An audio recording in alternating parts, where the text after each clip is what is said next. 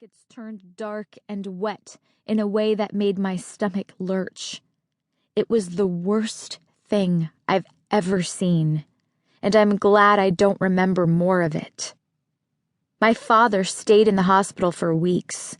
We didn't visit him much that spring because my mother said it was no place for children. He came home with a stump wrapped in white gauze, half of his leg gone. He couldn't move around and needed help with everything. We lived on the 3rd floor of our building, which meant that once he got into the apartment, it was really hard for him to leave because there was no elevator. My father was angry and tired all the time, probably because he was in a lot of pain. He was at his worst when his pain medications wore off or when my mother was fixing up his bandages. My mother changed the dressings on his stump every 2 days. She would wipe the crust off the raw, fleshy part and rewrap it as gently as she could. It was gruesome to look at. I saw it a few times, and after that, I would make up some excuse to leave the room any time she undid the gauze strips. Eventually, the end turned into knobby skin, and my father didn't seem to be as angry. Instead, he turned into a ghost. I don't mean that he died, but that he could be in a room and people hardly knew he was there. If he talked, it was in a light whisper. Most of the time, he stayed in the bedroom he shared with my mother.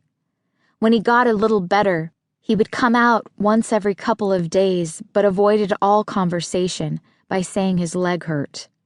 It gave him a good excuse to be alone and to sleep, which is all he wanted to do. I suppose he was trying to forget, too. Since my father got hurt, he couldn't work as a police officer anymore.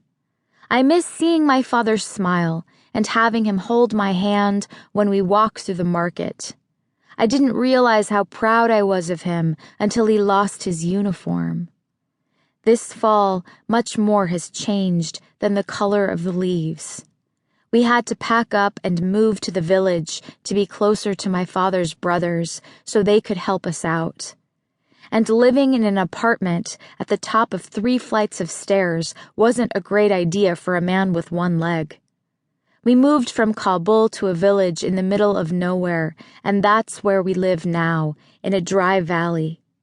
Most of the red, orange, and gold leaves have turned brown under the feet of villagers. My father grew up here, but moved to Kabul, where my mother's family lived, as a young man. Life in Kabul was so much better. Our apartment had a balcony, which I really liked because I could see everything that was happening in the street or in the balconies below us. I loved leaning over the railing and watching drivers roll down their windows and yell at each other, their cars just inches apart. My school in Kabul was in a really nice building. It was messed up so badly during the war that they had to rebuild a lot of it. We had blackboards and desks and a playground with swings. The village is far from Kabul and very different.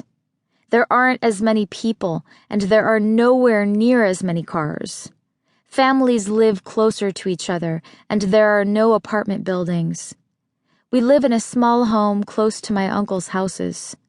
Our village home has a courtyard, but there's nothing exciting to see there unless you like watching clothes dry on a line.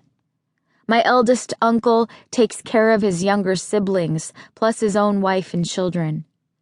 That's the way things go. The oldest boy in the family is the one who's responsible for looking after everyone. He's sort of like the backup father.